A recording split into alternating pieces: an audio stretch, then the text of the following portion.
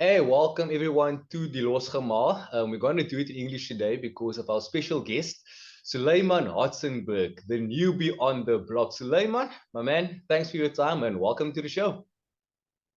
No, it's a privilege to be here, and I feel good to be here, and I'm happy about it. I'm also happy here, man. Look, it's very seldom we see someone coming out of the junior ranks, especially out of Varsity Cup, and going straight into a URC. Would see maybe guys going to Curry Cup, going to a team like Ricos or Pumas. But I mean, you just came and you just did the business, man. I mean, how big was the step up for you to go from playing for UCT up to the Stormers? So with UCT, it's been like it was good. I had time to settle in a bit, so I had the whole season. So it was really good. But then I had a bit of the junior box as well this year, so that kind of helped me a bit with pace and like understanding the nitty gritty of it, like more the tactical side of the game. And like so with those like with the physicality of the varsity cup and like the speed and the tactical side of the junior box, it kind of helped me with a bit of the Stormers. But within saying that though, I had a lot of help of the senior players like Ruana, Siabelo Sinatla, and all of those people. Like they really like took me under the wing and kind of explained like the structure and certain things to me, and like helped me with my game as well. So that kind of made the step up a bit easier. But it was still a bit of a difficult one, like with regarding the pace and the physicality, and like it was really different. No, I can imagine it. They took you under their wing and now you're on the wing. It's funny how it works out, eh? Yeah. But I mean, like I said, in a matter of weeks, you became a breakout star for the Stormers. And I mean, there's nothing more special probably than putting on that jersey for the first time. I mean, there was in Stellenbosch as well, where your brother on a stadium where he tore it up for Marty's back in the day. I mean, how was the feeling for you for the first time to wear, well, not this jersey, but to wear this emblem on your chest for the first time and do it for the team you always supported since a kid? No, it was surreal. Like, it was really like I can't explain the exact feeling, but I know I was really happy and I felt privileged to be able to, because I know, especially with the Stormers, like some people, it takes years, it takes a bit of time to kind of get into this setup, and I feel like I felt so happy that they trusted me with a jersey, and like for with the start as well. So I was really honored, and I was like I couldn't believe it actually. I was just like the weeks building up, like there was like nerves up and I was up and down, like just making sure that I got my detail right, trying to fit in. But then like everyone's just saying like, don't stress about it, you'll do fine, just like play your game too, because the rest of it like will come. Like even though if you mess up, don't think about it, just Yeah. enjoy it, because they say the first one it goes like that, and it literally did go just like that. Yeah, and I mean that's probably a cultural thing as well. I mean, I've heard a lot about John Dobson, especially talking about the team culture, and you've mentioned this before. Like, don't care about messing up as long as you do you. Is that the thing that he instilled in you guys, or is it something that comes within the team, like the playing group itself? I think it goes like both ways, like hand in hand with each other. As like a lot of the players also like they don't like you like they cover each other. So Mm. so if someone makes a mistake, if he's going 100%, they'll back you 100%. And from the if it doesn't pay off, then we'll go back, recover from it, and then start fresh.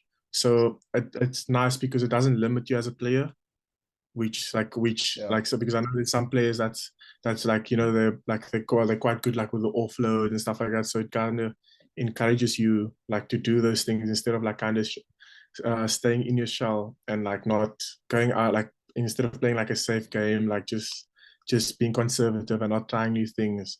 But yeah, no, it's been really good. Yeah, I've actually had this thought lately as well. I mean, I'm not going to bash the box on this, but I mean, they play the typical safe game, but they always say you have to limit mistakes. But I've actually thought about it and thought to myself, you know what? You call it a safe game, and by all means, I understand it. One us World Cups and everything. I'm going off topic now, but what I want to say is that even with a safe game, you're still going to make mistakes. As opposed to let guys like you, for instance, you guys, for instance, you just play the game and you get the results. And I'm sure there will be a couple of losses down the road, but that's normal. That's fine. That's life. But I just love the way you guys play, to be honest. And I mean, I think I wouldn't say it's the way it should be played at test level, but I mean they can probably take it up a notch as well.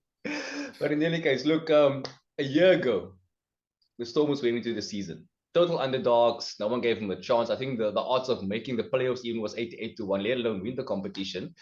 And now you, in your first season, the second season in your URC now for the Stormers, but you're in a team that has to defend the title. Is it extra pressure on you and the team, or is it something that you guys embrace? Um, Funny enough, there's actually we don't feel the pressure of like defending or like defending a title. Is more that we kind of getting better at like our game, kind of like improving. Like every time we try to, we have different focus points. So for us, it's just like almost like getting better each week and finding new focus points to improve us as a collective. Whereas like the pressure of the titles, that's like it comes along with it, but it's not a big. It doesn't play like a major factor in our game or anything like that. It's just we understand that there's gonna be games that maybe we'll lose or so, or like whatever happens, it's out of our control. But like initially, it's just we got there, we found our focus points, and if we do well as a team to get those points, then the rest will just come like Yeah. winning games, getting fitting in our structure and all of those like our game plans. So it's just kind of sticking to the model and see what happens. You actually made me think of something now. I think of last season as well. The way things started, there were a couple of losses, and people didn't give this team a lot of chance, to be honest. And then, like you said, things started sticking. It started working, and each week they just got better and better and better until they found themselves in the final and actually winning it. So it's actually very true what you're saying there, Suleiman. But also, there's another challenge this team has to face now for the first time, and that's playing in the URC and in the Champions Cup. Have you talked about it? Is there a plan going forward? We're splitting the squad perhaps. What are the goals for both competitions this season? No, I think with like I know with us they basically just said it's going to be like a big squad tournament where like there will be rotations and everyone will get game time, but it depends where they need it. Like for me, for instance, like I know that I won't be playing this week because Mm. there's other guys that's coming in, and I understand that. So it's not you as a player don't feel like they're neglecting you. It's just there's I don't know if they say that it's about like 40 games or something this season where that's a lot of rugby for one Yeah, person alone. it So is. that's why they understand that there's going to be rotations and some people's going to have to rest here and there. And with that being said, like there's going to be like senior players, like maybe like the box, who's going to get their time off as well, who's also like got the mandatory rest, which is just like that and like but essentially the squad depth is going to have to just play an essential role in it. Now, it's like they say, it's a team effort day. So I understand that. I mean, like managing minutes, for instance, is something massive. And I think you guys have done very well so far to do it. I mean, you got 15 points so far out of a possible 15, and getting into this one with a few extra Bok players. Leolin's back, taking your spot for the weekend, but that's chilled, obviously, like you just like you just mentioned. It's all about rotation and getting these guys game time. But yeah, I mean, Davo also mentioned something, and he said that you, Sasham Gomezulu, and Imad Khan, amongst a few other names, are, and I'm going to quote this, the golden generation of Stormers players. I mean, in saying that, what are your goals as being part of this golden generation for the Stormers? For me, like I think for me it's just it's just kind of getting like initially for me my game style this year I just had a few goals about playing varsity cup or so like Stormers at the end of the year was like I didn't expect that at all.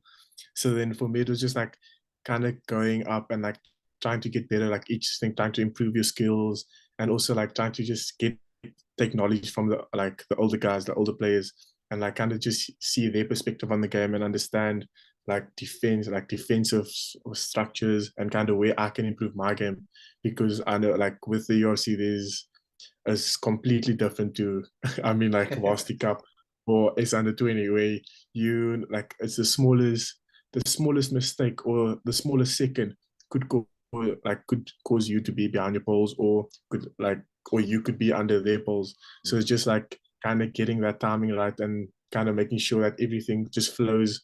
So yeah, that's kind of been my main focus, just kind of getting everything from the Yeah. older guys and focusing on my own game. So it's just like like connecting those two things and making myself like get better, like improving myself. Yeah, that's an interesting thing you're saying there, because I mean, I think it was against Edinburgh. Yeah, you got your timing right with the intercept pass. If you missed that one, they would have been scoring on the other end. So that was actually pretty cool, and that swung the game in our favor, to be honest. So thanks for that. But I mean, you're like what, 19, 20 years old now, eh? Still very young. Yeah.